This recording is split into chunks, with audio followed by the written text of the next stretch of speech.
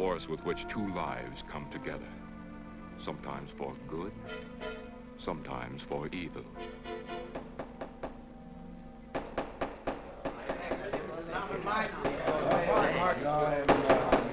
I say, Williams, is out of line on this. I'm definitely against it. Williams seems to forget we have our stockholders to answer to.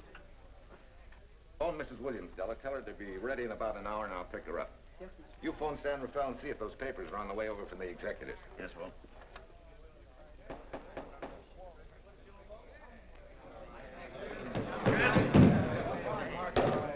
Well, Mr. Darcy, what's the score? 9-0? I'm afraid it is, Walt. If you think you can persuade them to change their minds, go right ahead. Gentlemen, I never interfere in stock issues, dividends, or anything else in your department. I must run my department with no interference. Either I know why and when I need more factory space, or you need another boy. And that's all right with me, too. Because I can take these plants and pick my own spot in the motor production field. You won't have to worry so much about dividends. There won't be many. Hold on. I'm sure none of us want to lose Walt. Or our dividends. What do you say we take another vote? Now, all in favor of buying the 3 new factories signify by saying aye. Aye. Aye. Aye. Aye. Aye. An unanimous vote. Congratulations, Walt. Congratulate the board. They're the winners.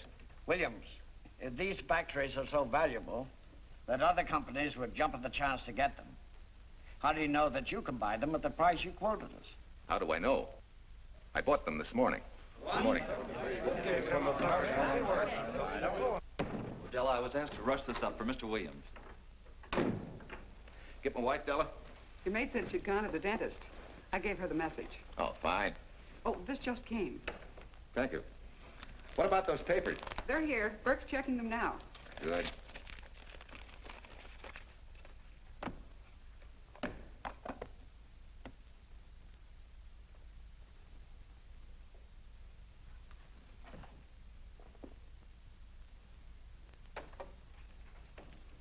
Congratulations, Walt. Take a look at Clause 4. Those provisions haven't been clarified yet. Oh, no? I wanted to leave for Tahoe right away. Get Judge Deering on the phone, will you? Never mind. I can get faster action if I run out to San Rafael myself and stick with him till they're right. Yeah? Mrs. Williams on 3. Oh, put the blueprints of that new diesel in, will you? I want Jackson to see him. Hi, Duchess. I'm afraid now we won't be able to leave till about 5 o'clock. What? You're not going with me, but I counted on it. But I thought as soon as Dr. Harris took care of whatever it was, I'd feel better. I don't. Stupid thing still aches, and I certainly wouldn't be a very desirable driving companion. No, seriously, darling, you run along and buy your little factories and hurry home. I'll send you back to the office. And cheat me out of my goodbye kiss? Not a chance.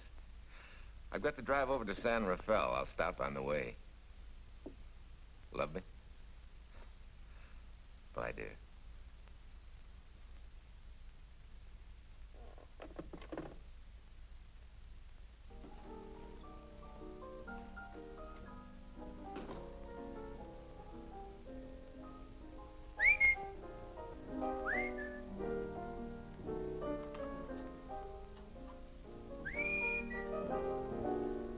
How do you expect me to whistle through a toothache?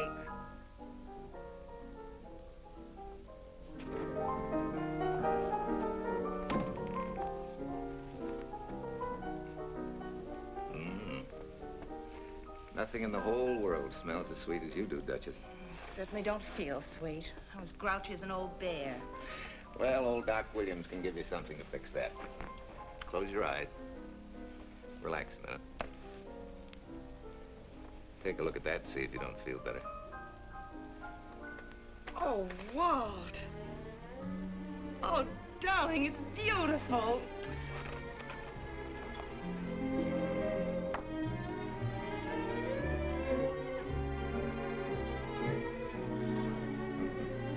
Not bad. Not bad at all. You know, to quote my wife, I like monograms on things. It shows they belong to me, unquote. When did your wife say such a thing, Mr. Williams? About 6 years ago, when I married her. She gave me the first monogrammed shirts I ever owned. Those were the words on the card. I still have it. I certainly hope your board of directors never discovers what a softy you are. They won't, don't worry. I have only one vulnerable spot. What really happened this morning? All I got out of Della was that you stalked out of the office with blood in your eye and were back in no time with canary feathers in your mouth. Oh, I clipped those birds' wings, but short. No one's gonna vote me down, sweet. Not when I know I'm right. Mm-hmm. But how did you convince the board of that so quickly? With subtle hints and easy persuasion. Like this. Either I get what I want, or you get yourself another boy. And that's all right with me, too. Oh, Tom! What a clumsy ox. I'm sorry, Duchess. Oh, please, sweet, don't be so upset. Oh, if you could have seen your face.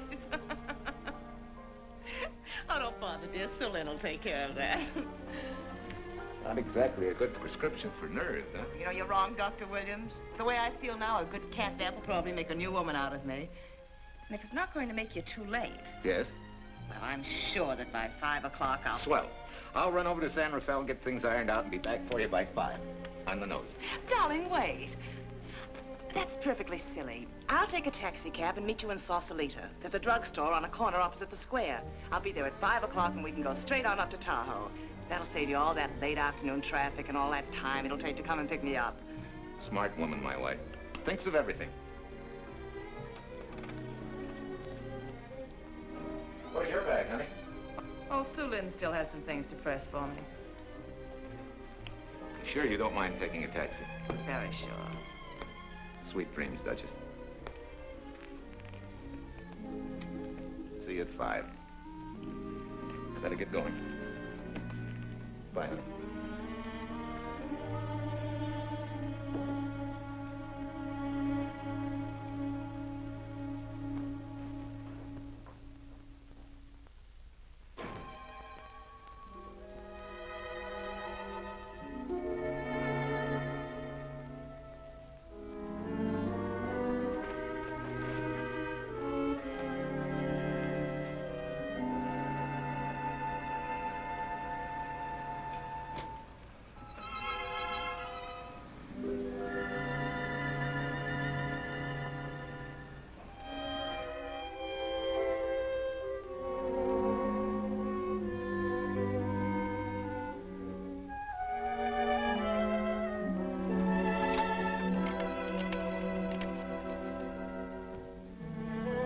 Long distance?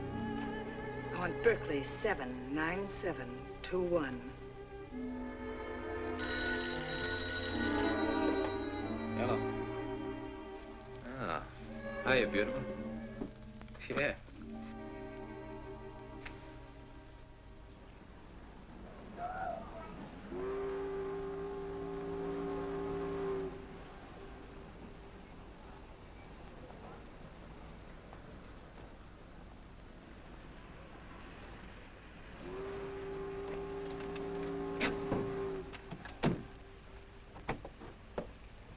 Here. Don't forget, turn this stuff over to a bellboy at the airport hotel in Oakland. Tell him to hold it for Jack Burns. Jack Burns, the airport hotel. That's right, I'll be checking in later. What do I owe you? $1.15 a here. All this stuff back to Oakland. Yeah, here. Buy yourself a new key. Thanks.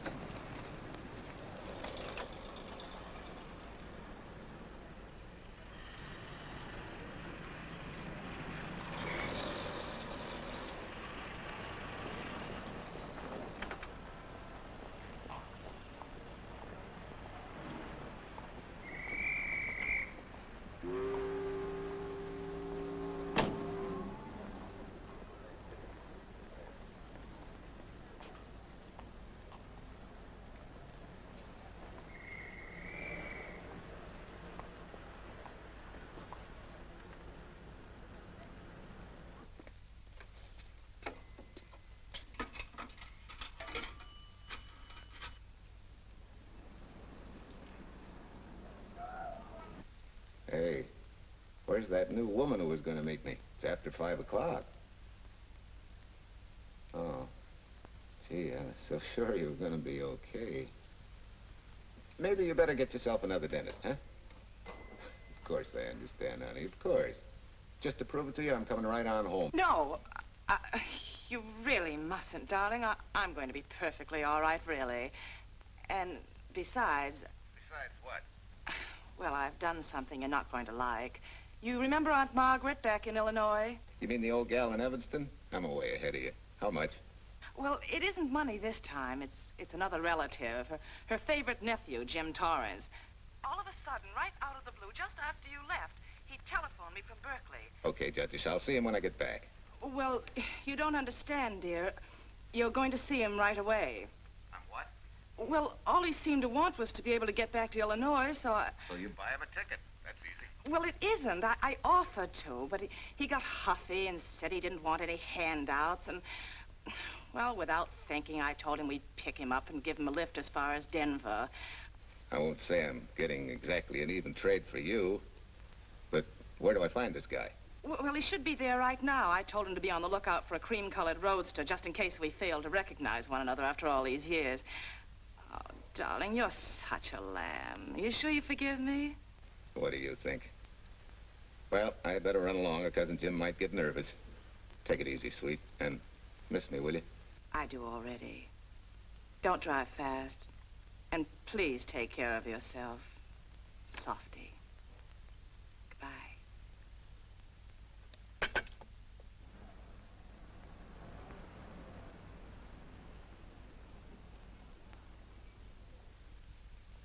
Hello, Della? Yeah, Mrs. Williams wasn't able to go with me. Now, while I'm gone, you see that she gets her roses every morning. That's right. But this time on all the cards, put love from Softy. Yeah, S-O-F-T-Y.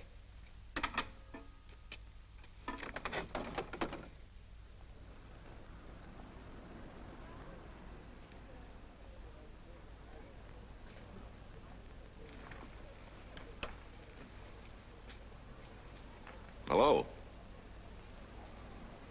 You must be Jim Torrance. Yeah, that's me. I'm Walt Williams. Hiya, Jim. Hi. Where's Irene? Oh, she's a little under the weather at the last minute. Worse luck. Oh, that's too bad. I was hoping I'd see her. Yeah, I'm disappointed, too. Where's your luggage? Oh, I'm wearing it. Less trouble that way.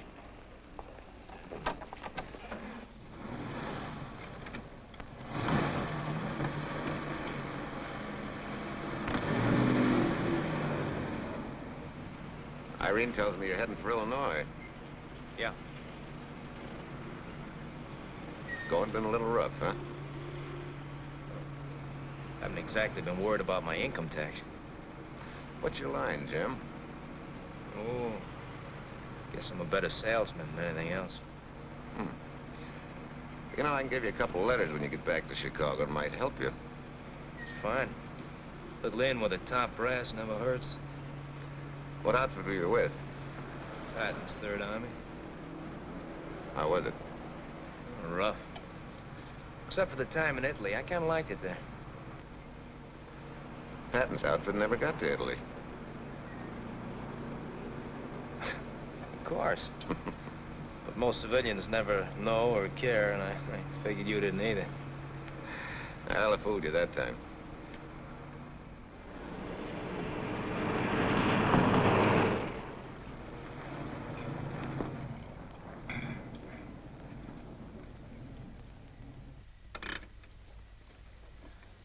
Our last chance to chow for a while. How about it? No, thanks. I grabbed a hamburger while I was waiting for you. I can still taste the harness.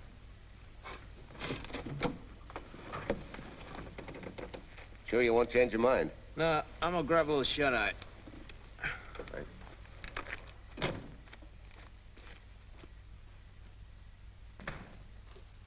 Chicken sandwich and a Coke. One chicken sandwich. Chicken sandwich coming up.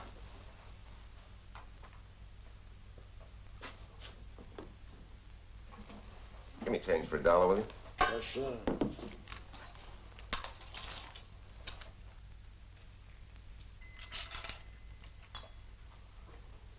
Thanks.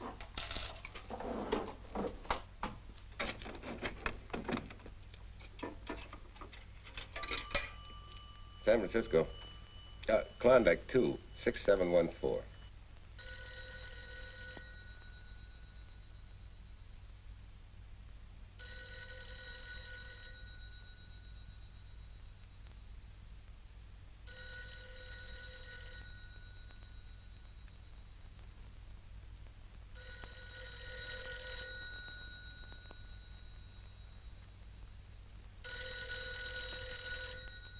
Klondike 26714 does not answer. Oh. We'll try Sutter 1, 2599, please. Bayview Apartments. Oh, yes, Mr. Williams. No, your maid isn't there tonight, sir. Well, she said Mrs. Williams was taking something to make her sleep and wasn't to be disturbed. But perhaps...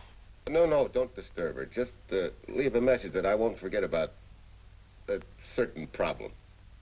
Mm-hmm. I think I have it, sir. You want her to forget all about a certain problem. Softy, is that S-O-F-T-Y, sir? Softy is going to take care of it thoroughly. Is that all? Yes, that's all. She'll understand. Be sure she gets it the first thing in the morning. Right.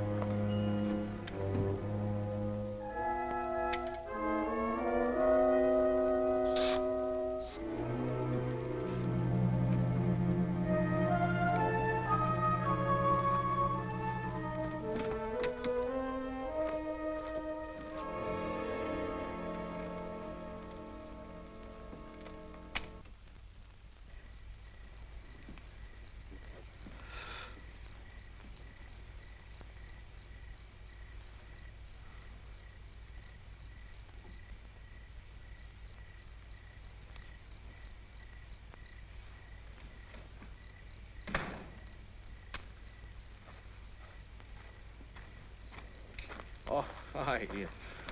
It's been so long since I've been behind the wheel of anything but a Caterpillar or a Jeep, I had to find out what a real buggy feels like. Why don't you drive for a while? Oh, swell. Nothing would suit me better.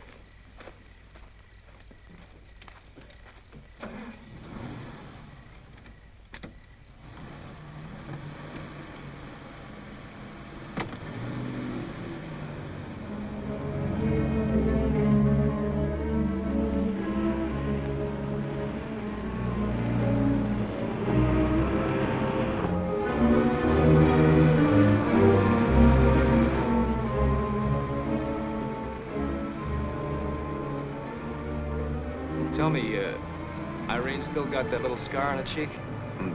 That one she got from the fall? Yeah. You can hardly see it now, though. How'd you know about that? She just got it last summer. Thought you said you hadn't seen her for years. Oh, from Aunt Margaret, of course. How else? She always sends me the news in her letters.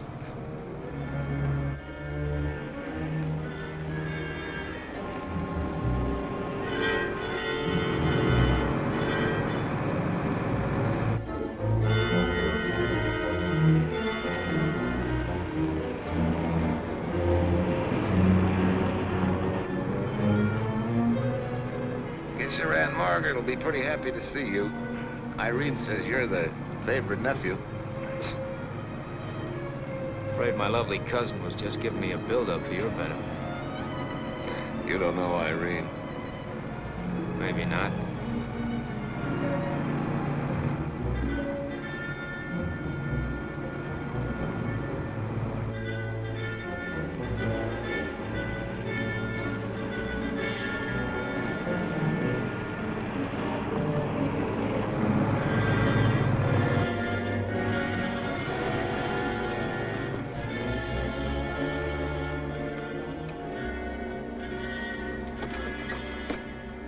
What's the matter? I think we got a flat.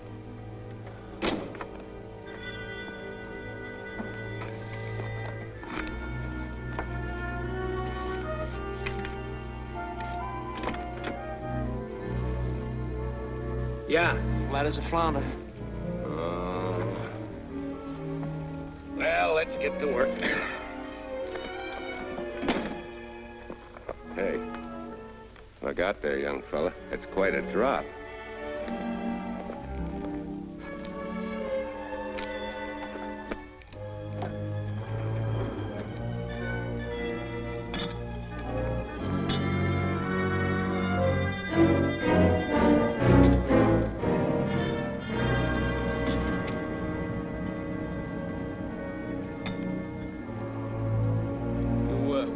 You got a flashlight?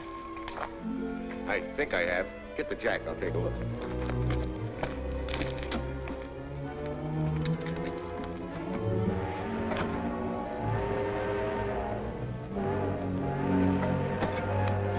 Did you find it?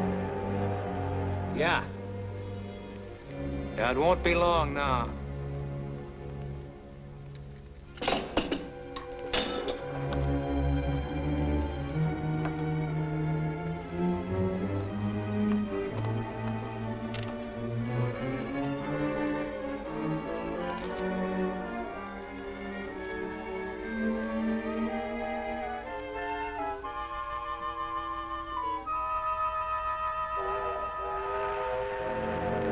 Come on, let's get going. Wait a minute. Did one of your cufflinks fall out? Huh?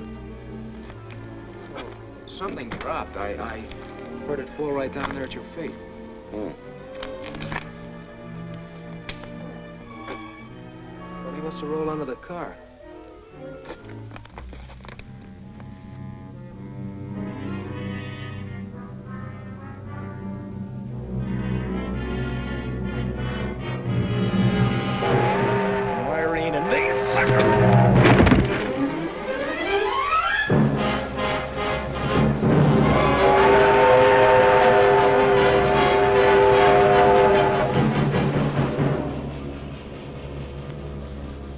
Hello?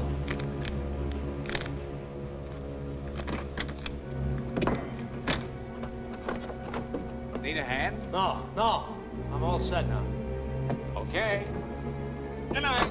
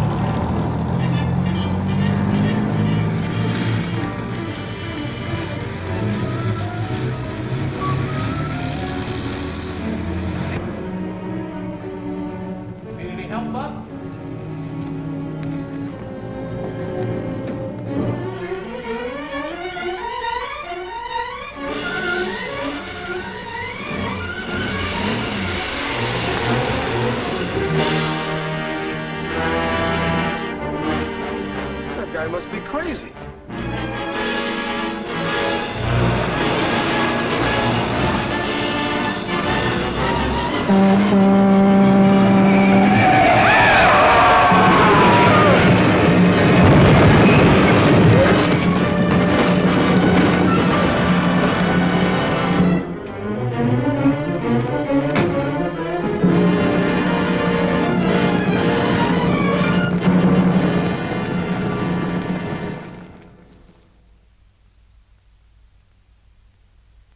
in case my husband should be late and have to rush for his plane. This will be taken care of. Thank you.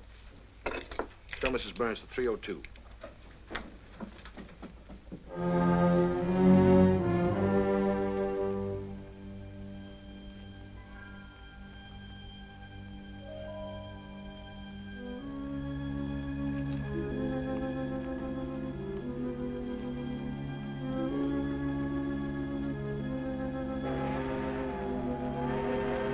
Irene and me, sucker. From Irene and me, sucker.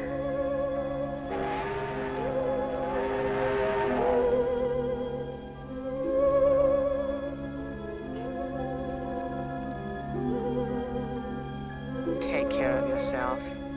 Softy. Softy.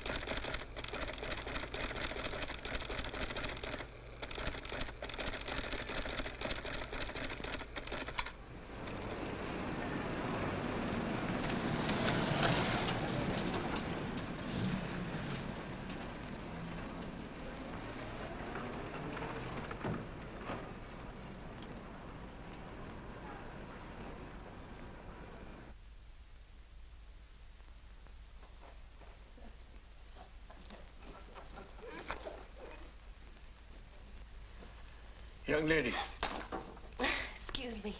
I want to see Mrs. Walter Williams. I'm sorry, sir, but she left orders not to be disturbed. I'm sorry, too. Lieutenant Quincy of the police department.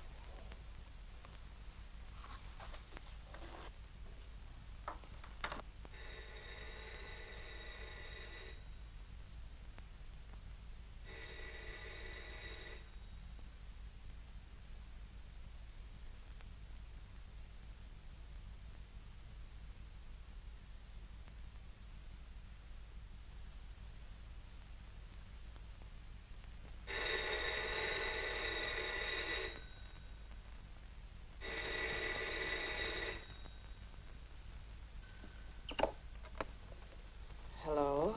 I thought I left orders not to be Oh, I see. Ask him to come up, please.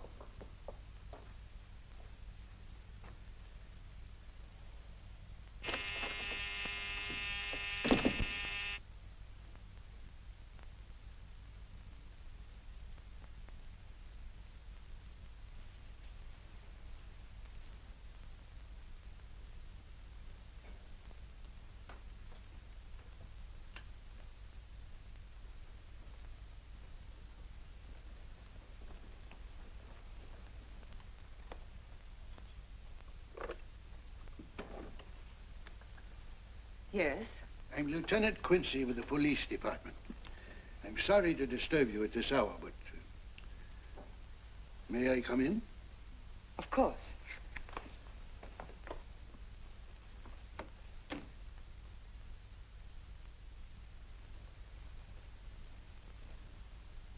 Well, Lieutenant? Did your husband go on a motor trip late this afternoon? Why, yes, he went to Denver on business. Why? Was he driving a Packard roadster? Yes. Is anything wrong? I'm afraid there is. Won't you sit down? Has something happened to my husband? Yes, Mrs. Williams. He's dead, isn't he? Yes. Oh, Walt, I knew something like this would happen. I begged him time and again not to pick up hitchhikers. But it wasn't a hitchhiker, Mrs. Williams. It was just an accident. He ran into a truck, a gasoline truck. You mean there was fire? He must have been driving pretty fast. I don't think he felt anything after the crash.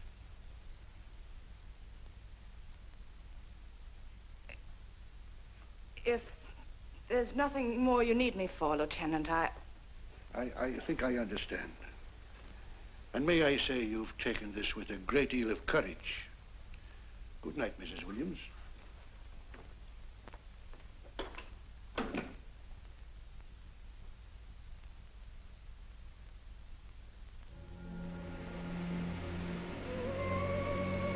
Take care of yourself. Softly. From Irene and me. Softly.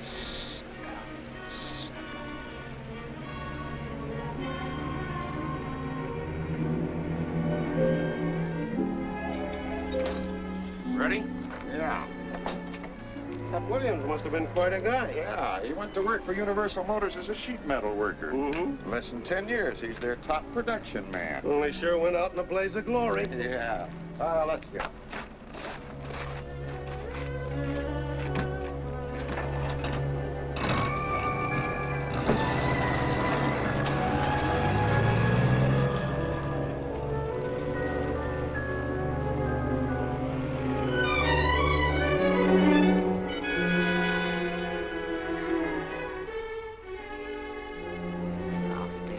From Irene and me. Sucker. Sucker. Sucker.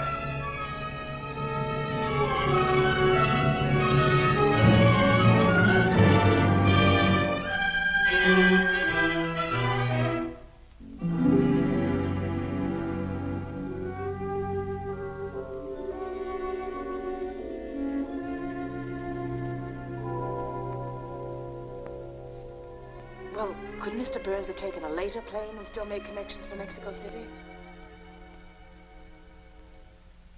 I see. Thank you. Yes? It is some telegrams for Tai. Just put them under the door, Sulin.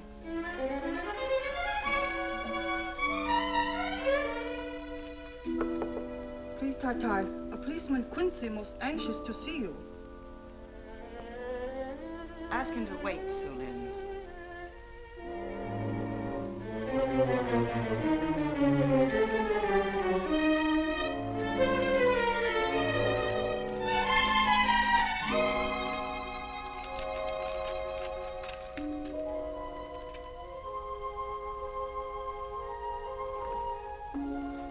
Mrs. Williams will see you presently. Well, wait, please.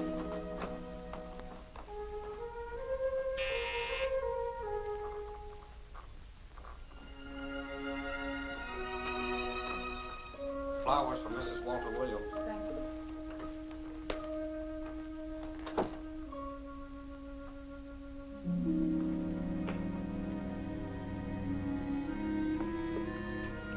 Roses like Mr. Williams always sending when he's away.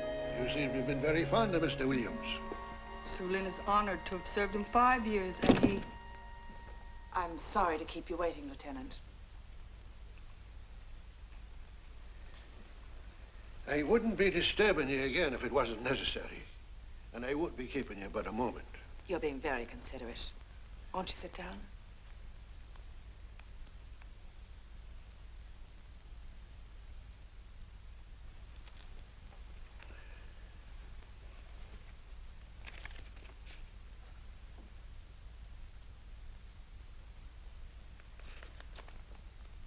Everyone's been most thoughtful. And why shouldn't they be? Forgive me. I'm all right now.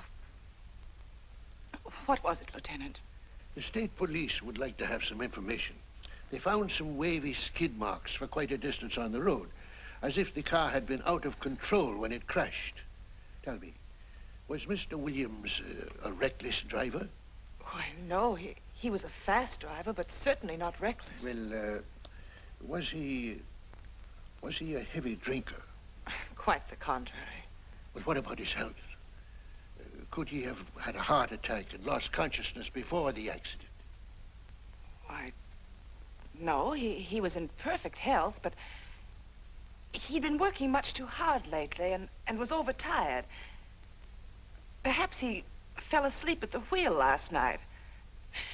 Oh, poor darling. If only I'd been able to go with him last night, he might still be alive. Well, maybe so and maybe not. You mustn't blame yourself, Mrs. Williams. Fate plays an important part in these matters. Your handkerchief.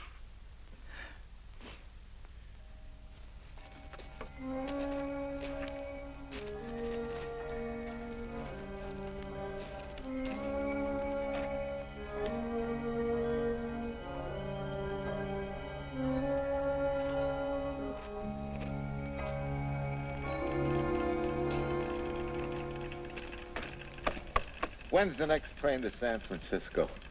10 a.m. tomorrow. You sure there isn't one sooner? No, I'm sorry.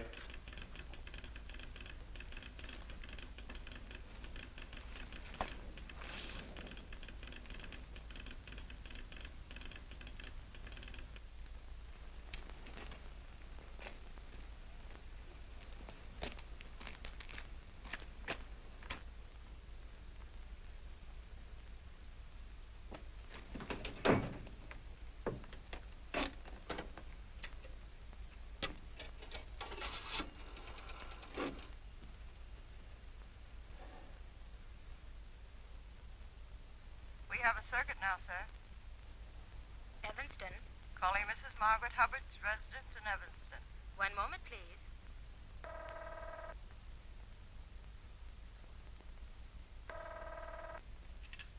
Hello? Mrs. Margaret Hubbard?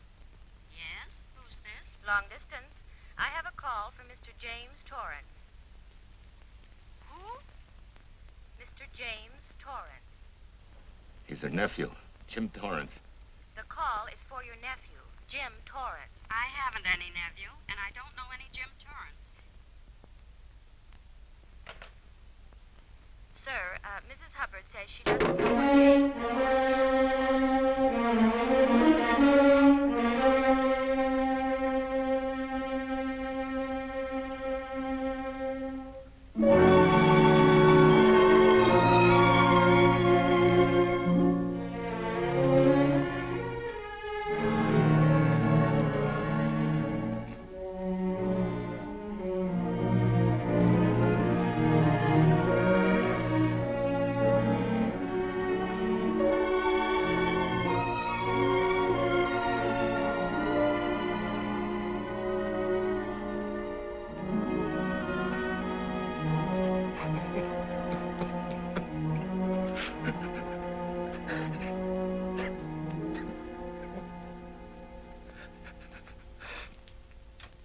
What's the matter, son? Looks like you need a doctor. Doctor? I can't leave the station, but old Doc Bender's just across the road there. Yeah. Doctor? Think you can make it? Yeah. I'll make it.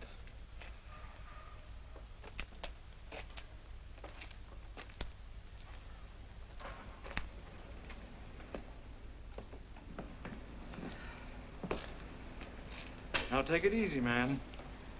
There's some concussion there. You've got to watch your step for a while. Yeah.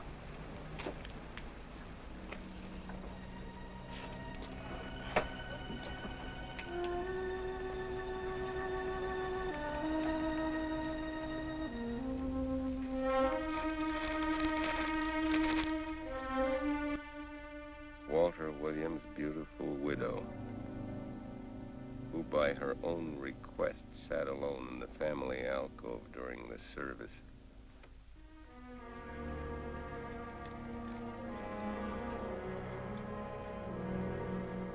Smart. Someone might have caught her licking her chops.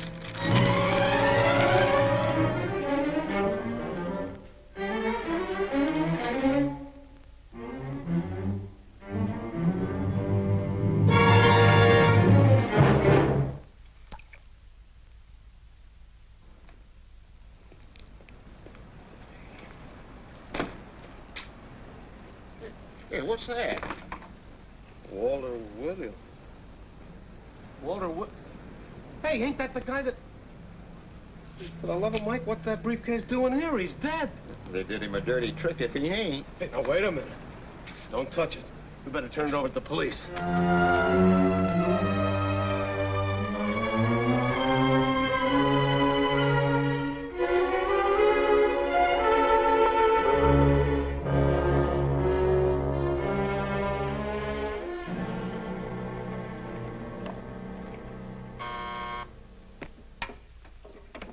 Homicide, Captain Callahan. Oh, yes, Chief. The Duke just came in from Washington. The fingerprints are those of a James Torrance. Yeah, I'm putting Quincy on it. Right. This sort of opens up a new can of peas on the Williams accident. There's the FBI reporting the guy. Playing with the lady's affection seems to come natural with him. All you got to do, Quincy, is find him. Yes, that's all I got to do. Last known whereabouts of Jim Torrance was in a moving van somewhere between Sacramento and Points East. Yeah, wait a minute. Last known address, care of his sister, Mrs. Joseph Rossetti. Irving Apartments, Berkeley. Well, what are you waiting for, Quincy? Let's go. Did Torrance leave any forwarding address? No, he said he was going to send it to me. Sorry to trouble you. Oh, Lieutenant, if you should happen to hear from him, will you let me know? There's an unpaid telephone bill and a bundle of laundry. Laundry. Let's have a look.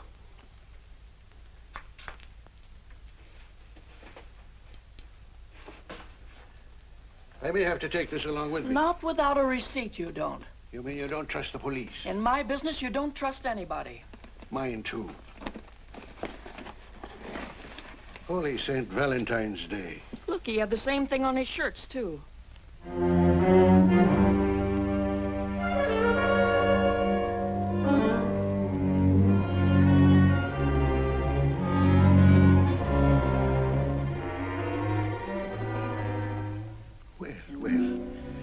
Romance in your late tenant's life. Did you ever see the lady? You know, I never did. But I always knew when she'd been here, the wonderful perfume. I lay you 10 to 1 she's a rich widow. Could be. Wait, I'll get you his telephone bill. Pretty fancy stuff for a hitchhiker. Yeah, but he's a pretty fancy hitchhiker. According to the shirt maker, a certain lady in the town had these made special. And they're just like her husband's. Only his initials were WW. Sort of smells, don't it, Cal? Now take a look at this little item. It was also found in the laundry. I for Irene and W for... Well, it could be for Williams, too, couldn't it? Yeah. Homicide, Callahan speaking. Hello? Oh, hello, Fitz. Hello. What news? Oh? Any luck? Both days, huh? Swell. Have it typed up and sign it. This report of Fritz will be a nice little topper for this pile. His checkup shows calls from Torrance's phone to Williams's private number, and a flock of them going the other way, including one on the 7th and several on the 8th. The 8th, in case you've forgotten, is the date of Walt Williams' accidental death. Well, that ought to be enough to get an indictment out of the grand jury. Go pick her up. I'd like to play a long shot first. It might give us 2 for 1. Well, take 'em one at a time. A bird in the hand is not going to lead us to its mate. I'd like to give the lady a little more rope. Well, Thanks. I thought you'd agree.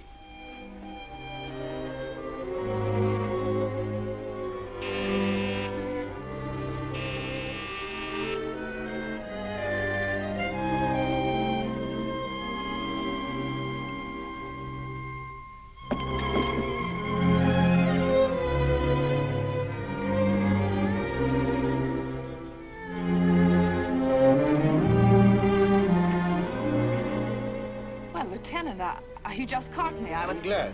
I have some rather startling news I thought you should know before it hits the headlines. Come in. Thank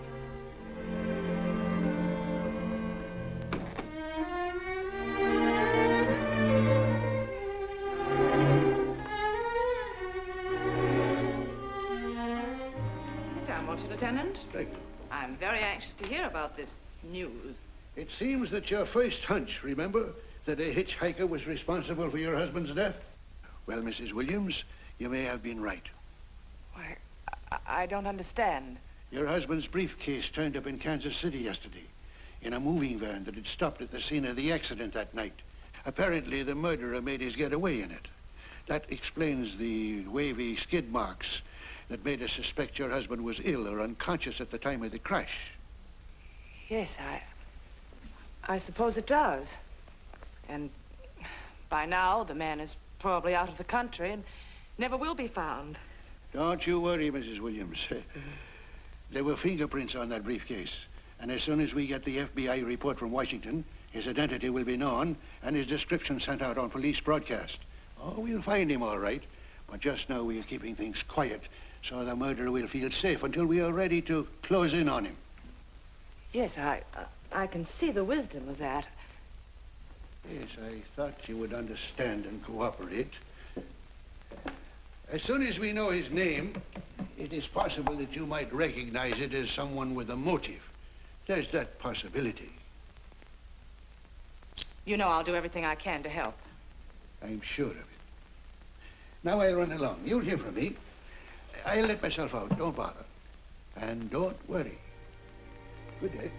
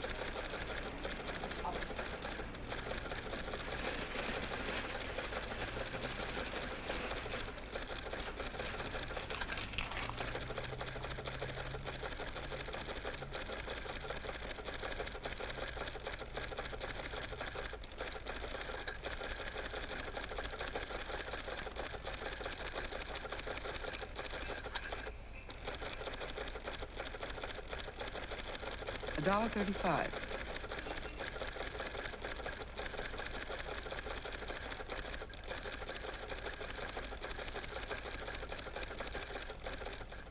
See, everything after the letter J in the first name has been obliterated by heavy writing over it. The only impress letters legible are those between words or before them, like RNS at the end of this name here, and the Hotel Santa here before the word Evanston. Well, Tom, don't you think it's about time you retired? Why, there isn't even evidence there of Mrs. Williams' intent to communicate with Torrance. And who do you think she beat a path to the telegraph office to wire to? The League of Decency? I'll tell you what I think, that you should have brought her in when I first told you to. By the time we get her now, she'll have figured out a way to tip Torrance off. He'd be that much tougher to find. Not unless she's tipped him off from your office. Ernie's got her on ice waiting for you.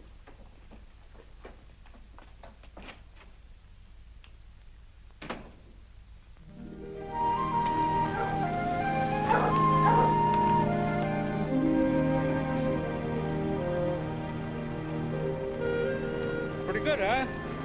Fastest growing little town in Idaho.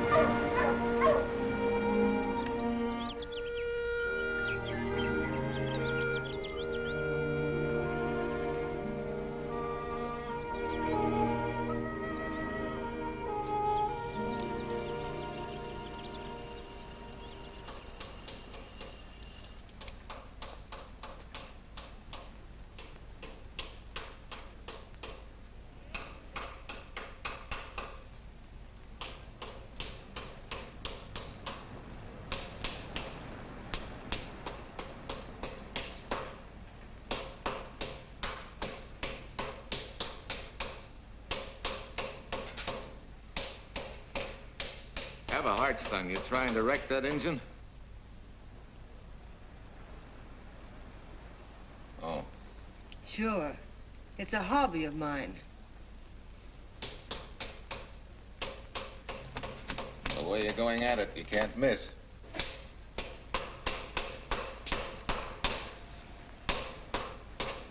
Here. I just can't let you ruin that beautiful motor. Start her up.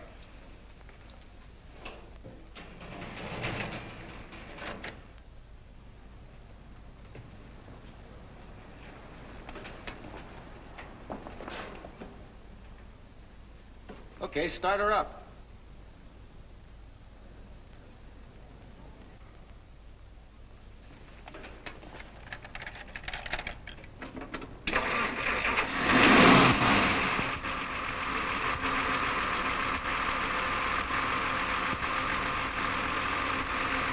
Shut her off.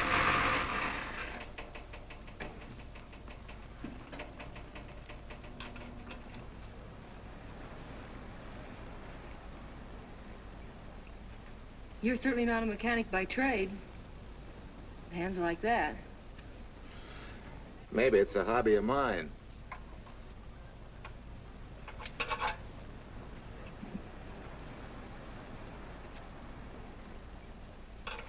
Gee, what happened to your head? Perhaps I was talking when I should have been listening. Okay? Okay by me. Thanks a lot, Hill. So long, Marcia. Bye. He's all right now. You better lay off till the boss gets back. I'm the boss. I guess the new cars are a little bit over my head. Now, with a jalopy, it's different. Aren't there any mechanics around here you can hire? No, they all went over to the new factory in Mansville. I guess they got better wages. Tough break. Yeah. How much do I owe you? Oh, forget it. Well, I'll be shoving along. Well, at least have a cook in the house. You might as well. Marcia, can I use your phone a minute, please? Sure, help yourself, Uncle Ben. Never rains but what it pours. 650, please. Flat tire this morning. Now the danged engine stalled on me. Nice and cold. Wilson's garage? No, I did not give you the wrong number. Fine thing using my phone to cheat me out of repair bills. Aren't you ashamed? You gave me the wrong number. 650, please. You're a nice girl, Marcia Peters, and your ma's a fine woman. And I'll always buy my gas and oil here. But you ain't never gonna tinker with my car again. Busy? Busy. Always busy. Yeah. Wait a minute. We're not so busy. Would you like to do another good deed and give Uncle Ben a hand? Why not? Where is your car, mister? Maybe I can help you. Why, are you a good mechanic? Very good. And very reasonable. Well, just what you need, girl. Better hire him. It's an idea, Uncle Ben. Come on. Thanks for the Coke. Sure.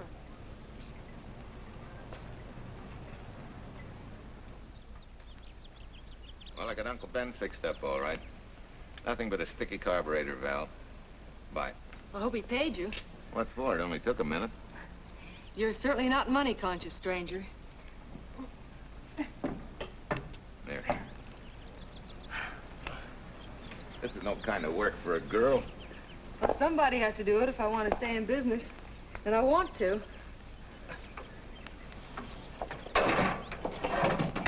Must be some business that you're better suited for. Didn't you lease this place to somebody? Sure. I did while my husband was overseas.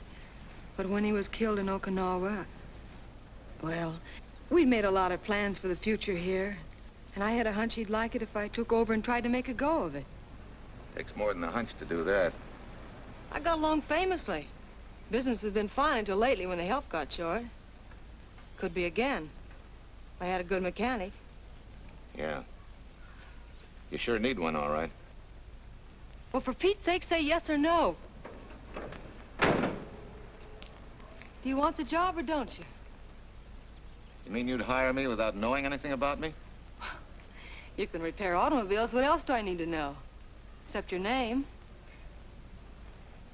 Well? Why not? Sure. I'll try it for a while till you get someone permanent. The name's Bill Walker. Okay, Bill, it's a deal. And maybe if business gets real good, you'll want to stay. Oh, don't count on it. Where's this go, on the rack? Yeah.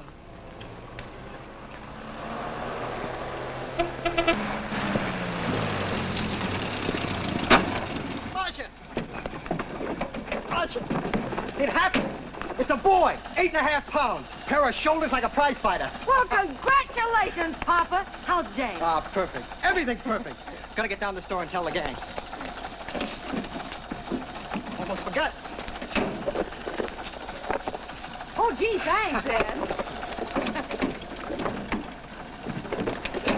I'm sorry, I won't have enough for the gang. Yippee!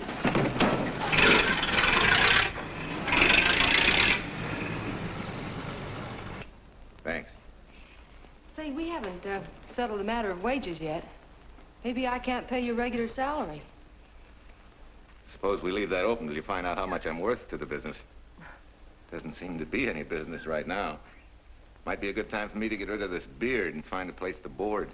We live right next door. I'll go ask Mom. She'll know of a place. Sort of a peaceful house. I noticed it this morning.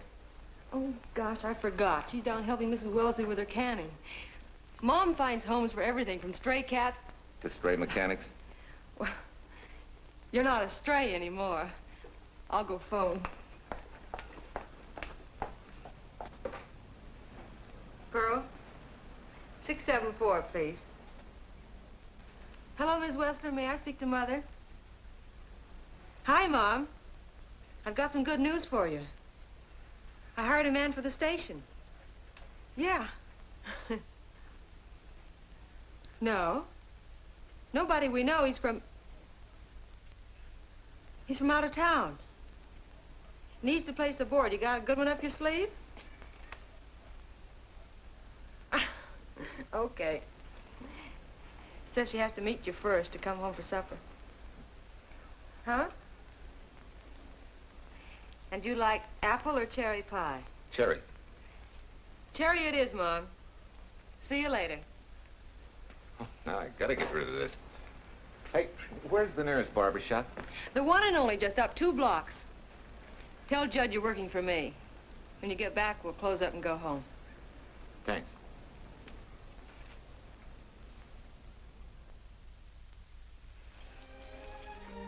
Well, that's real nice.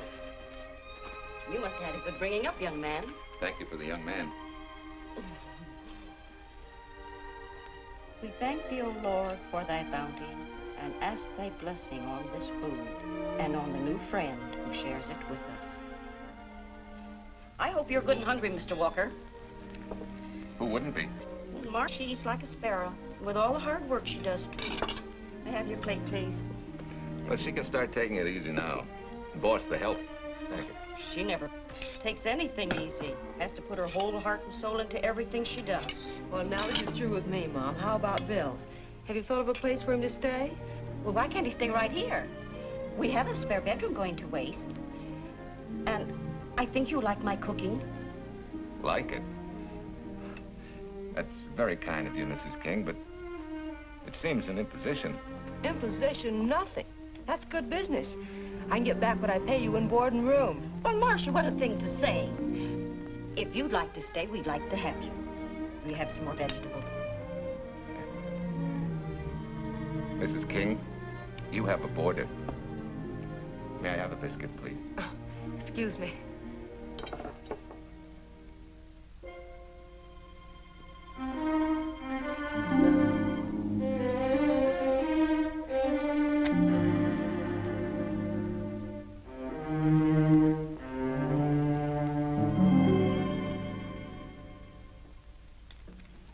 Okay, Miss Schultz.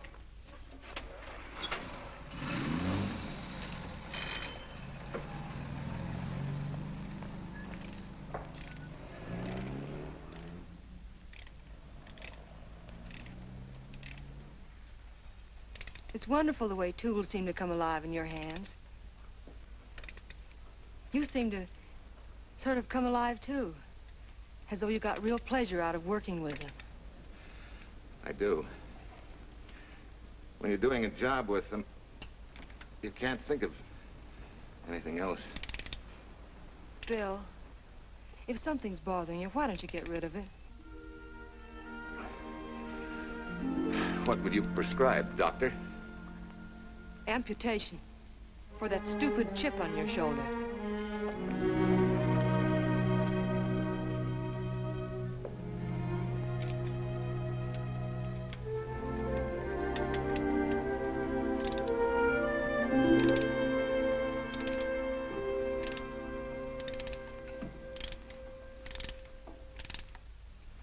What you need is a ring job. Save yourself some money. Gee, Bill, with the baby and everything, I just can't afford it now. Oh, we'll take care of that. Hey, boss. How's Ed's credit? Good enough for a ring job? Well, sure, if I can hold Junior as collateral.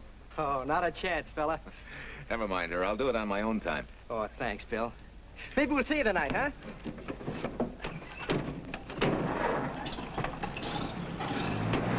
Some shoulders, huh? Yeah. Some father, huh?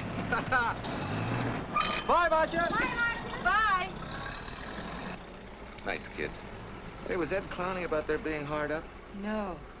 Things have been pretty tough for him ever since he got out of the service. Fix a car for him, Bill, and only charge him for the labor, okay? Then he gets it for free. I'd already figured on knocking that off. Say, we could make it an anniversary present.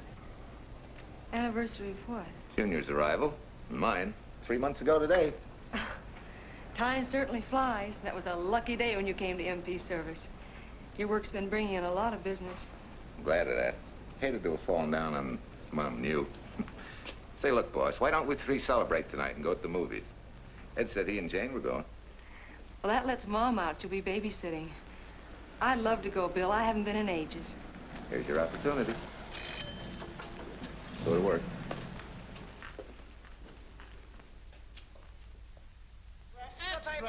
Irene Williams, held for murder. Read all Extra. Irene. This is Sheila Graham with the latest news of the shocking Williams murder case.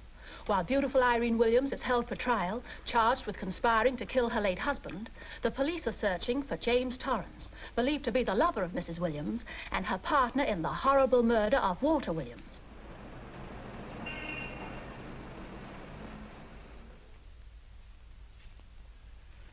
If I'm handling your case, my dear Mrs. Williams, I want 1/3 of everything you get.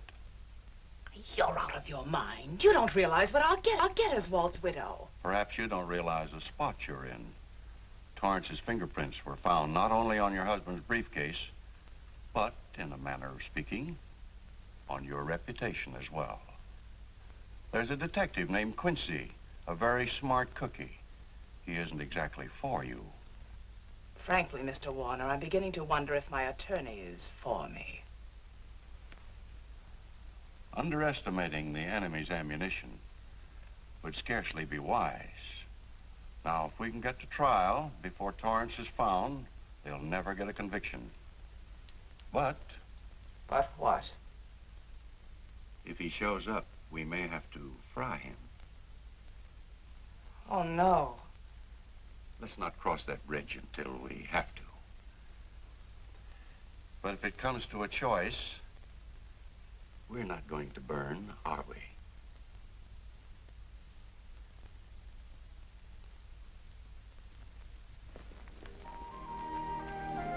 Aren't you the chatterbox this afternoon? What about this afternoon? Oh, I'm sorry, boss. I guess it was wool gathering. You're only supposed to do that in the spring. Is there anything you don't know? Yes. What's San Francisco got that we haven't? Better newspapers, for one thing. Anyway, California's supposed to be the land of opportunity. I thought that by now you liked it here. I do. Very much. It's a good town. Nice people. Swell boss. Thanks. We like you, too. No fooling, Bill. You'd be surprised how many people ask questions about you. What kind of questions? Oh, where you came from, do you have any family, and do you like it here, and are you going to stay? Al Knox asked me at the movie last night if you wanted to join the volunteer fire department. Just interested, friendly things. I suppose it is natural for people to wonder about a stranger who moves into their community, like I did. You know, I've been thinking, maybe it wasn't such a good idea, you and I going to the movies last night. It's all right being seen in the station and here with Mom, but... Oh, you get used to that in a town this size. They're always trying to marry people off. You just ignore it, and after a while they forget about it. I'll go get cleaned up for supper.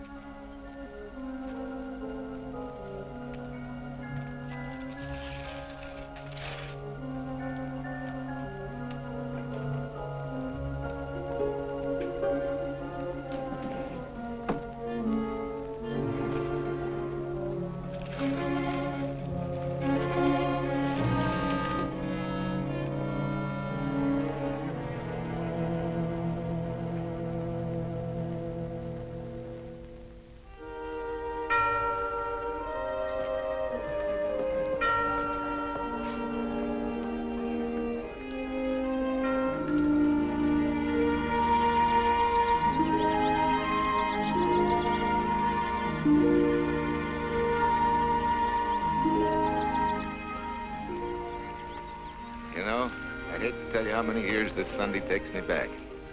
Did you always fall asleep during the sermon? I wasn't asleep, Mrs. Peters. I merely closed my eyes to concentrate. Oh, so that's what you call it. I had to nudge you to stop you from nodding. Quiet. You're disturbing my reminiscent mood. Even smells the same. Could be the same bees buzzing in the same clover. As they say, you can take the boy out of the country, but... A rolling stone gathers no moss. It has to stop rolling sometime, doesn't it, Bill? Sometime, maybe. We grow a very becoming shade of moss here in Larkspur. Don't you think? You grow a lot of nice things here. Anyone in particular? You'll have to skip the answer to that one. Someone tore it out of the book. You're married, aren't you, Bill? Yep. That's right. You must have loved her very much to have been hurt so deeply. To be so afraid of someone, even yourself. Maybe it's better that way. then no one gets hurt. Bitterness and hatred hurt everyone. Can't you see, Bill? They're like a wall that shuts out all the sunshine from a garden and lets everything wither. Make room in your heart for something else, can't you? I guess this is my day for sermons. Sorry. As Mom would say, you never get rich minding the other fellow's business. Hey, that's a flyer. I'll be seeing you.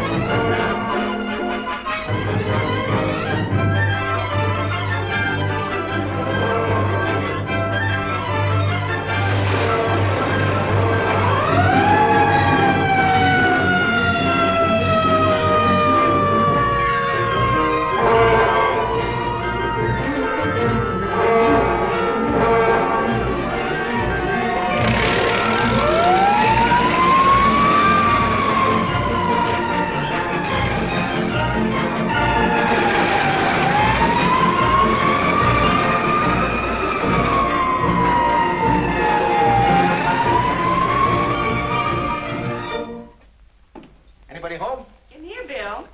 Mrs. Wesley sent a couple of jars of peaches. Said you helped her can them. Oh, thank you. When I delivered the doc's car, he insisted that I have a bite with him. Where's the boss? Took a book back to the library for me. Huh? What a day. Hey, what's the idea? Are you darning my socks? Well, I thought a drawer full of holy ones isn't doing you much good. I found it when I put fresh papers in your bureau yesterday. You have a heap of things that need mending, haven't you, son? Does Marcia know? Do you think I'd tell her? This is your problem, Bill. Because I found out about it doesn't give me the right to tell anyone else, not even Marcia. When you trust folks, you trust them, and you give them a chance to work out things the way that seems right to them. How can one little woman be so big? Don't forget, it's a lot easier to be tolerant and understanding at 50 than it is at 25. Yeah, Mom. I'm going next door for a while. Grandma Thompson's ill.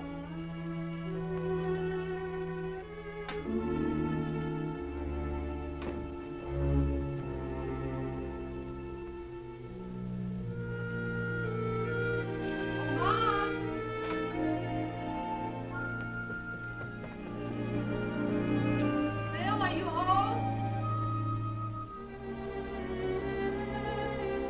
Bill, are you in there? Yeah? Mom went next door, Marcia. Hi. Do you work awfully late? Oh, about 6. Anything wrong? Come in. I want to tell you something. I'm checking out. Has something happened? No, just... I'm doing what I should have done a long time ago. Moving along. But why, Bill? My name isn't even Bill. There isn't any Bill Walker. I'm Walter Williams. The late Walter Williams. Walter Williams? I don't understand. You may not even after I've told you, but at least you'll know the whole story. Sit down, please.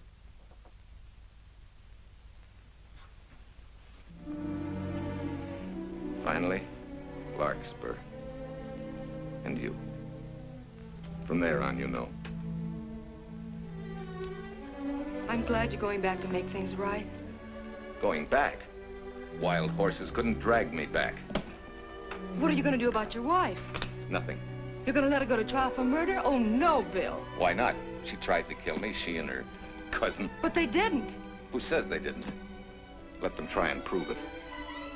No matter what your wife did, she can't be tried for something that didn't happen. Oh, Bill, can't you see? You bet I can see. She deserves everything she's getting. Sorry part of it is they'll never convict her. No, Bill. The sorry part is you're not big enough to take a hard jolt to your pride and to your ego. Sure. It hurts to be tricked and cheated by someone you loved and believed in.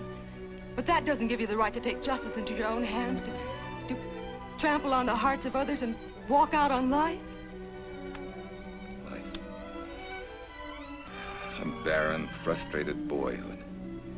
A marriage to a woman who accepted my love, yet despised me so thoroughly she resorted to murder. I'll never think of our moments together without nausea. I feel stripped bare, degraded. Because you've closed your mind and heart to everything else. Even me.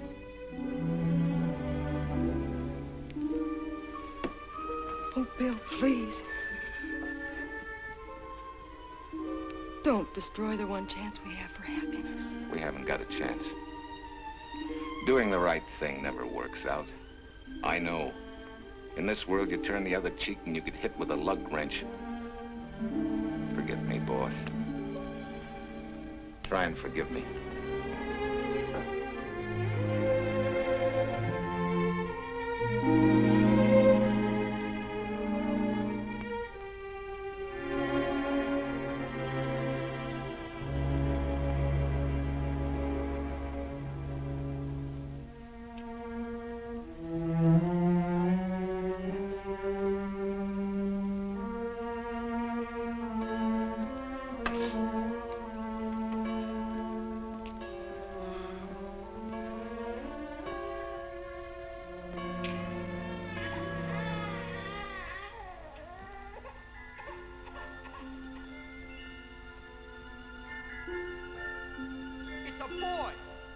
Shoulders like a prize fighter. You know, I hate to tell you how many years this Sunday takes me back. You have a heap of things that need mending, haven't you, son?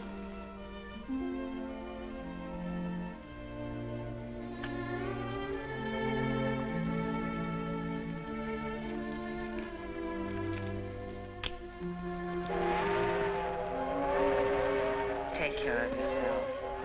Softly. Irene and me. Soft as You're not big enough to take a hard jolt to your pride and to your ego. Sure. It hurts to be tricked and cheated by someone you loved and believed in. But that doesn't give you the right to take justice into your own hands. Trample on the hearts of others and walk out on life. Oh, Bill, please. Don't destroy the one chance we have for happiness.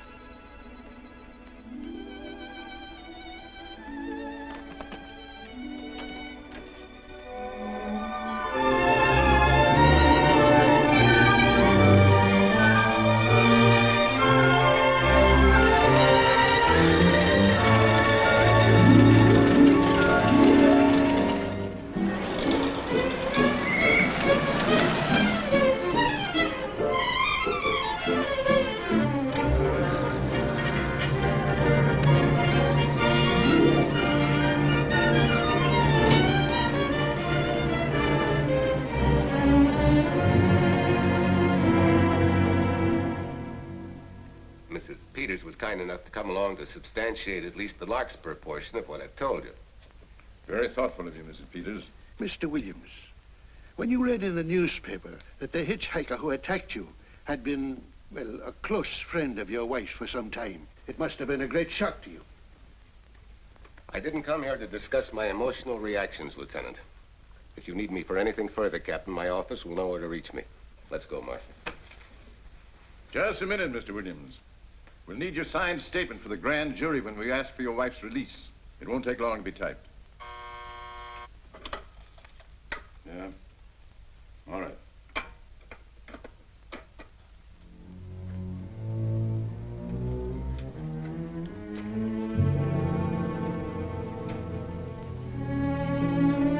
Come in.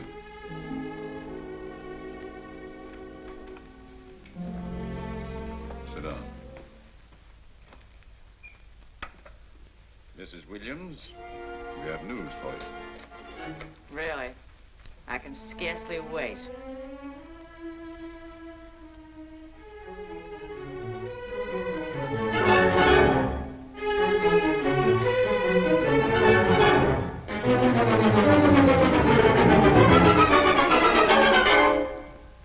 It seems it was Torrance who was in the car when it crashed.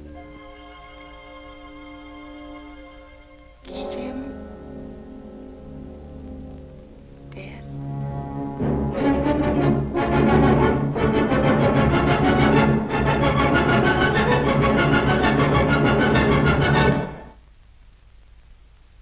You did it. You killed him. No. He tried to kill me. Thought he had. And he ran into the truck. It was an accident. An accident? You wait all these months to tell this story. You let me rot in this filthy jail. Wait a minute. You let everybody believe you're dead. Pretty convenient, wasn't it? A dead man can't be tried for murder. Mr. Williams, perhaps your wife would understand better if you would explain to her about the amnesia. Amnesia? Oh, don't tell me you believe he had amnesia. Where's he been all this time, just wandering around in a daze? Tells us he's been in Larkspur, a little town in Idaho, working as a mechanic in a service station, run by Mrs. Peters here.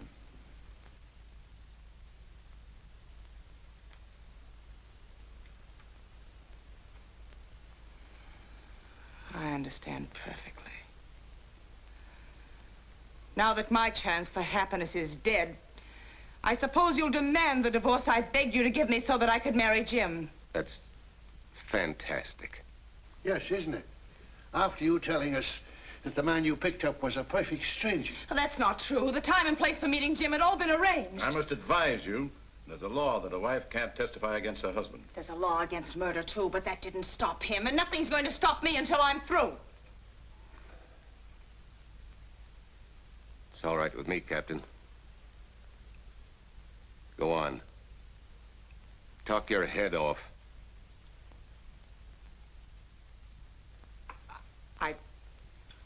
I was to have gone with him to Denver.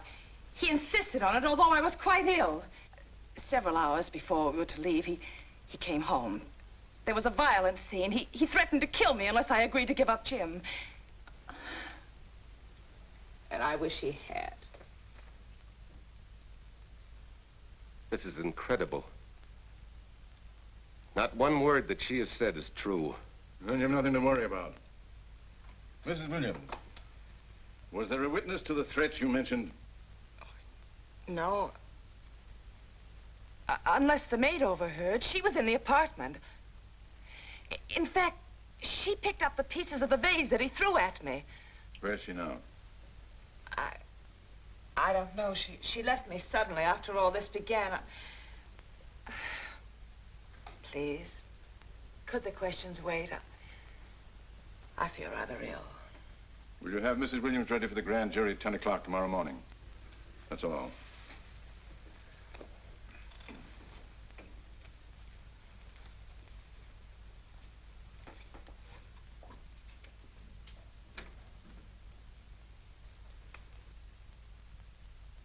We're going to hold you too, Williams.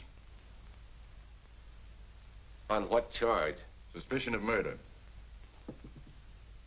But he's not guilty of any of these things. Then it should be easy for him to prove it. Take it down and book him. That fiction of Mrs. Williams must have been very convincing. No, we just couldn't buy that yarn you tried to sell us. Let's go.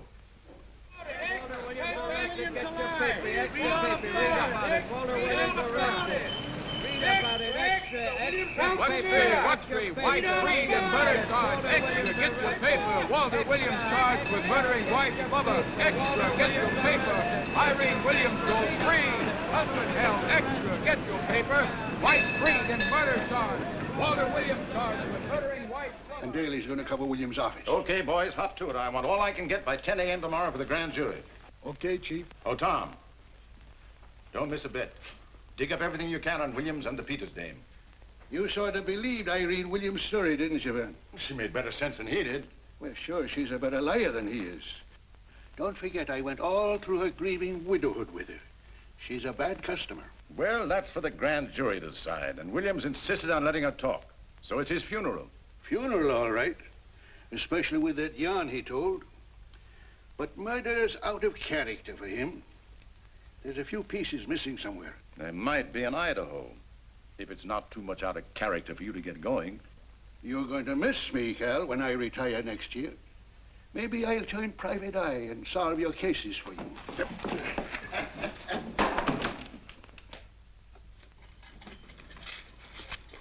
Hi, Williams. Mr. Williams?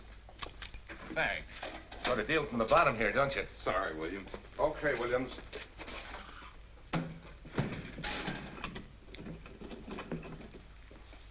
Well, not very good news, judging from your faces.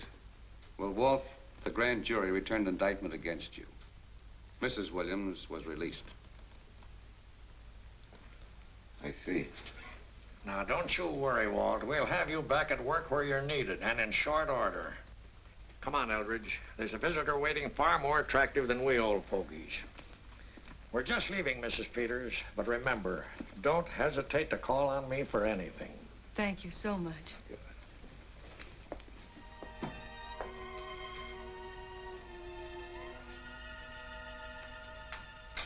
Hi, boss. Bill, what have I done to you? If it weren't for me, you wouldn't be here. If it weren't for you, I wouldn't be. I came back here because I wanted to believe in the things you do.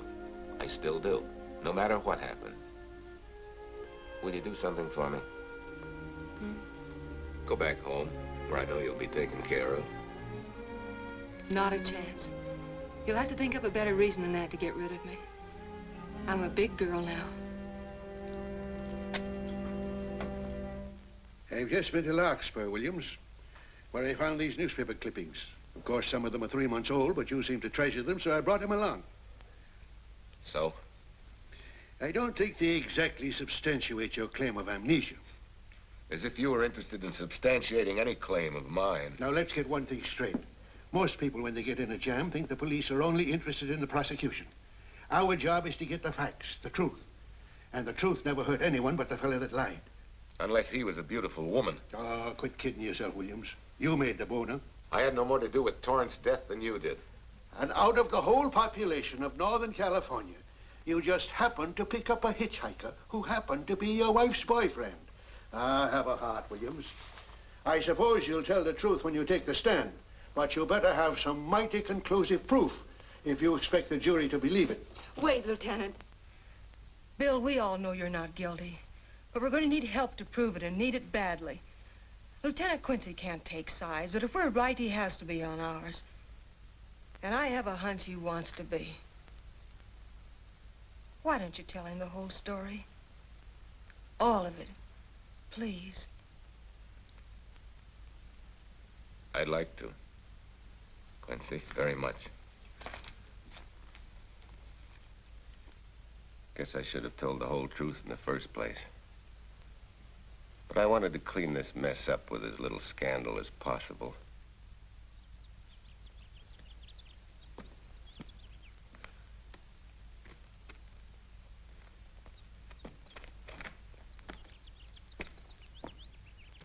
Well?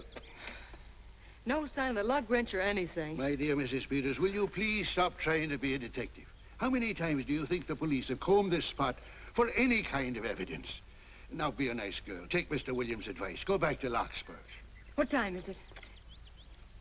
It's only 4 o'clock. We still have time to go back to town and go on our hunt for Sue Lynn. Now, look here, young woman.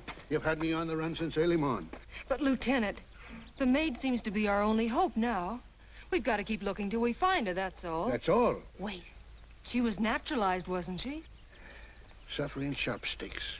Quincy, you dumb flatfoot. This Sue, what's her name, was Chinese born. If her port of entry was San Francisco, there'd still be a file on her, photo and all. Let's go. Back to town. Immigration.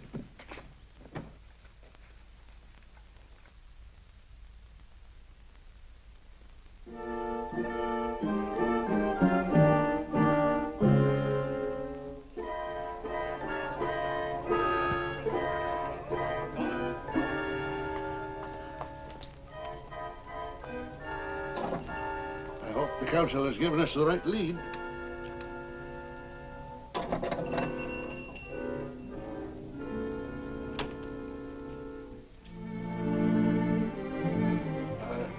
You are Singh? Understand? You savvy English? Also French, Italian, and Hebrew. May one ask what is desired? We're looking for Su Ling Chung. The Chinese consul said you were her uncle and might tell us what she is. This daughter of my brother, has she offended the honorable police? Oh, no. They just wanted to ask her some questions about Mr. Williams, the man she used to work for. Ah Sing's heart is heavy that he cannot lead you to her. But things that are not known cannot be told. Well, if you hear anything of her, report it to headquarters.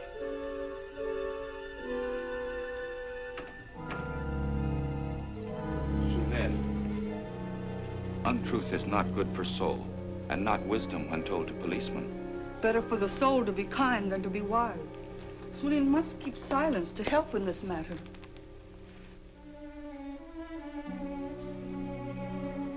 You know, you're quite a gal. In case I haven't told you lately. You're just too easily pleased, that's all. There must be a way out. Why can't we find it? Oh, buck up, boys. Tomorrow's another day. Yesterday you go to trial. Bill, I'm afraid. And the state intends to prove, beyond any reasonable doubt, that the defendant, Walter Williams, did, with malice aforethought, kill the deceased James Torrance, whom he knew to be his wife's lover. And that with his victim dead beside him, he drove his car into the course of an oncoming truck, jumping clear himself some seconds prior to the crash. And subsequently, he made his getaway in the back of a loaded furniture van. And for 3 months, as Bill Walker, he laughed at justice, but had imprisoned his unfaithful wife for conspiracy in his own murder. But then he decided that being dead cramped his style. He thought he could eat his cake and have it too. So he returned, most anxious to explain his long absence and to right the dreadful mistake that had imprisoned his wife for 3 months. Ladies and gentlemen, it was a cold-blooded, premeditated murder and must be punished to the fullest extent of the law. Call the first witness, please. Captain Callahan, did Walter Williams tell you what suddenly cured his amnesia after 3 months? No, he did not. But he did tell you the man that struck the blow which caused the amnesia was a total stranger, a hitchhiker he had picked up. Yes? And that he knew nothing of this man's identity or relationship with his wife until he suddenly recovered from his amnesia and heard or read the details. That's what he said. That's all. Thank you, Captain. Your witness, Counselor. No questions. No. I saw no signs of amnesia, but definite concussion. He was a bit evasive in answering questions, but not vague or unsure. In your opinion, Doctor, could this head injury have been caused by a fall? Yes. If the head had struck on some object, such as a stone or a metal pipe. That's all, thank you. Your witness. Dr. Bender, are you familiar with a tool known as a lug wrench for changing automobile wheels? I'm afraid I am, sir. I've had a regular epidemic of flat tires lately. Well, then, in your opinion, could this head injury which you treated have been caused by a blow from a lug wrench? Yes. It could have been caused by that, too. Thank you, Doctor. The ones with the earliest dates, you will notice, are heavily creased, as though they'd been carried in a wallet or a coat pocket. Thank you. Lieutenant Quincy, will you kindly tell the court where you found these newspaper clippings? In the bedroom occupied by Mr. Williams in Mrs. Peters' home in Larkspur, Idaho. Is this your handwriting, Miss Revere? Yes, sir. And that's the message, at least our record carbon of it. Would you read it to the court, please? June 9th, 8:32 p.m. Message from Mrs. Walter Williams, Penthouse D. Mr. Williams called, said he wants you to forget all about a certain problem, that Softy is going to take care of it thoroughly. Was there any other conversation? Well, I just asked if that was all, and he said yes, she'll understand, and sort of laughed as if it were a joke and hung up. Some joke killing the wife's boyfriend. Head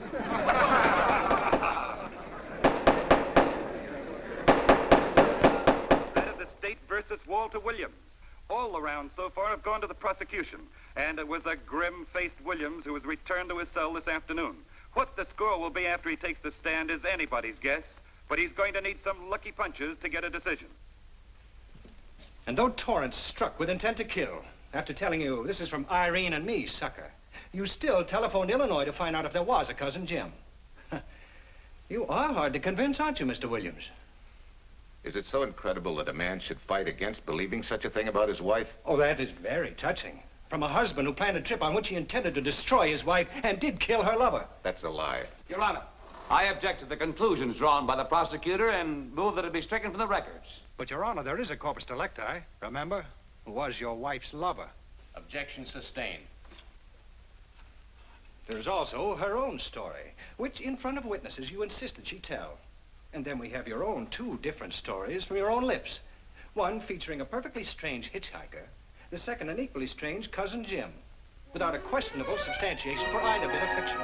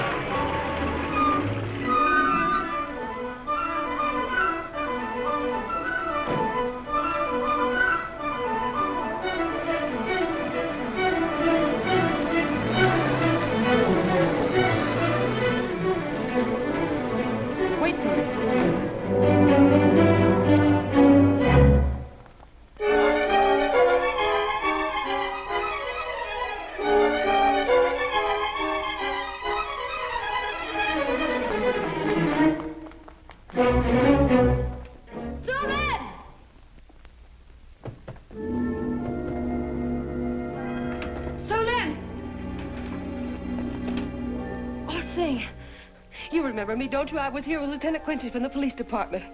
I just followed Susan up the stairs. I saw her come in here. You must be mistaken. I'm not mistaken. She's here. I must see her. Our thing, don't you understand, is to save a man from prison, even from death. I will send her to you.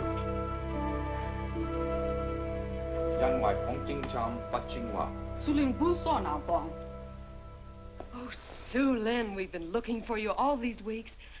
Mr. Williams needs your help so desperately. I cannot help. You must forget that you found Sue Lynn. Forget it? But you're his only witness. You're the only one that can help. Not as a witness. Only with silence can I repay his great kindness to me and my family in China. Why? For I heard other things. That most unhappy day, from Mrs. Williams' bedroom, his voice very loud and angry. A flower vase broken to pieces. He can explain all that. They do not believe what he's already told. That I heard anything would do harm. Don't you see?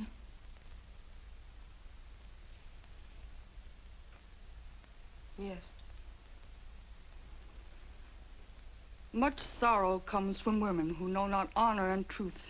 And Mrs. Williams, she was not true even to that Torrance man. What made you say that? That night when he was killed, her sickness was but wall of falsehood, behind which she could go secretly to a meeting place. You mean she went out that night? Sue Lynn, are you sure? Yes, because next morning in her bedroom I found street shoes that had been worn. Her coat on the closet floor, with the sleeves turned inside out, as though removed hurriedly. And in one pocket, a door key to some hotel. Sue Lynn, that's it. Proof that she and Torrance had planned to meet that night after he killed Mr. Williams. What hotel was it? Oh, I don't remember. The key.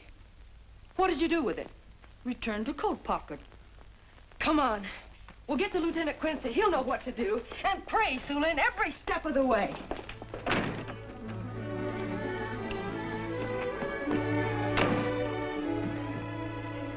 Now hold everything. Even if this long shot don't work out, we'll just keep on pitching.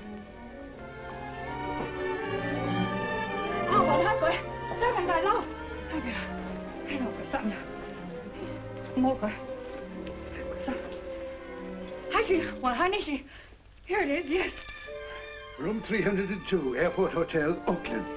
Maybe we got our miracle. A special little Chinese one. It is to hope that Sue Lynn was of small help to Mr. Williams. Oh, Sue Lynn. Come on, copper. Next stop, Oakland. A certain little lady's hotel rendezvous. I was on night duty then, all right, but I sure don't remember a looker like this. Quite a dish, eh? A little too highly seasoned for my digestion, thanks. Lieutenant, just found a couple of cars for room 302 on June 9th. George Baxter, checked out at noon. Mr. and Mrs. J. Burns. Room not slept in. J. Burns. Burns. Look, Quincy. The handwriting on the card is identical to that on the photograph. And here's a little boy, the same thing. The cover-up telegram to Aunt Margaret. Now look at the impressions. J here, and here RNS. J. Burns. That's the name she started a telegram to. Room not slept in. Say, I got that dame pegged now, Lieutenant. She said they'd be out of the room by midnight as her husband was catching a plane.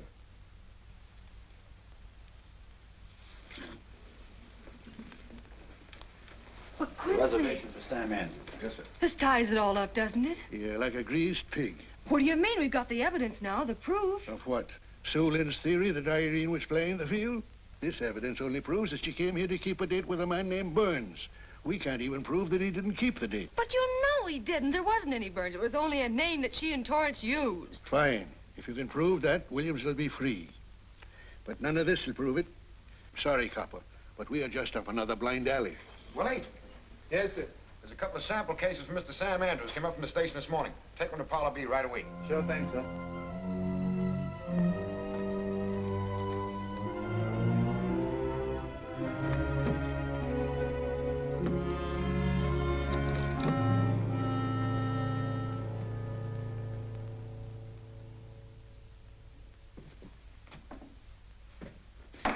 Be seated. Case of the state versus Walter Williams. Proceed, Mr. Aldrich. Your Honor, we will call Mrs. Irene Williams. Take the stand, Mrs. Williams.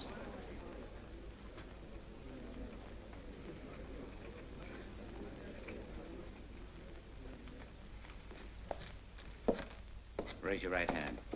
You solemnly swear that the testimony you're about to give in this cause to be the truth, the whole truth, and nothing but the truth, so help you God? I do.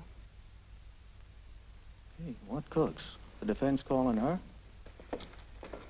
Mr. Eldridge, what's the purpose in calling this witness?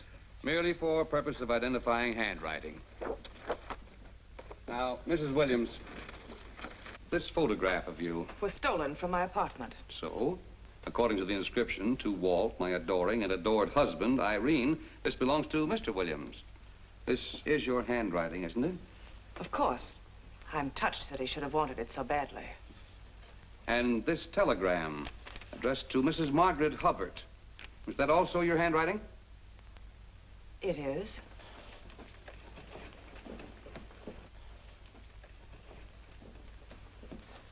Now, Mrs. Burns, I mean Mrs. Williams, this photograph is inscribed to Jim, my adoring and adored Irene. Did you write this too? I see no point in all this. Merely answer counsel's questions. Did you write it? I did. And these letters addressed to Mr. James Torrance, did you write them? Yes.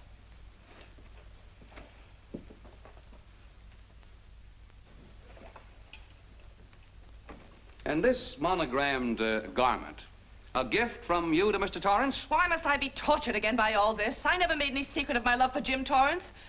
That's why he's dead. Your love for Jim Torrance.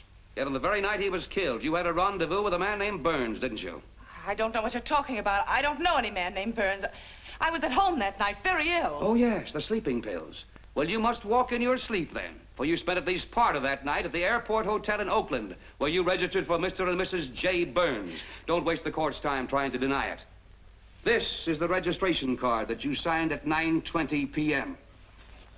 And there's the room clerk who assigned you to room 302. And this, Mrs. Williams, is the key to room 302, which you very carelessly left in the pocket of a coat which was found in your closet yesterday. All right, I was there. Now you're satisfied. Not quite. This J. Burns, Mrs. Williams, was his first name Jack? Yes. Have you been in contact with him lately? No. How long since you've seen or heard from this Jack Burns? Well, I don't know. I don't remember. You bet she doesn't remember, because there isn't any Jack Burns, and there never was. That was an alias for Jim Torrance. And it was Torrance who was to have met you that night, after your charming little plot to kill your husband had been duly executed. It's not true. It's not true. I have bad news for you, Mrs. Williams. I can prove it's true. These pajamas, these letters, this picture, all of which you identified for the court, were found in this suitcase, which is full of the clothes and personal belongings of Mr. James Torrance. And the suitcase was found in the baggage room of the Airport Hotel, where it's been held since June 9th. And it says on this tag, in large print, hold for Jack Burns. That is all, Mrs. Williams. Just a moment, Mrs. Williams. Your Honor, in view of the evidence presented, we now ask for a dismissal of the state's case against Walter Williams. And we intend to charge Irene Williams with conspiracy to commit murder against her husband, Walter Williams. Oh, no.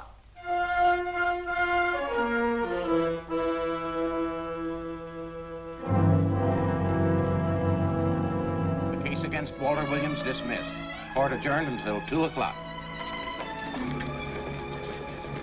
Well, that's that, Walt. Congratulations, Mr. Williams. I haven't the words for it, Quincy, but we could never have made it without you. Ah, sure you could. You know, son, right always wins if you give it a little push, especially when you get a copper like this one to do the pushing. Well, I'll be seeing you. You know, it'll seem kind of strange being able to eat and sleep without someone getting in your hair all the time. Oh, fine, Walt. We're looking forward to having your hand on the wheel again. The Denver plants are waiting for you to open them. You think you can make it in the morning? How about it, Counselor? You bet you can. Oh, good. Well, I'll be running along. Well, you think you like Denver? It's okay by me, boss. Yes. Impact. The force with which two lives can come together. Sometimes for evil, sometimes for good.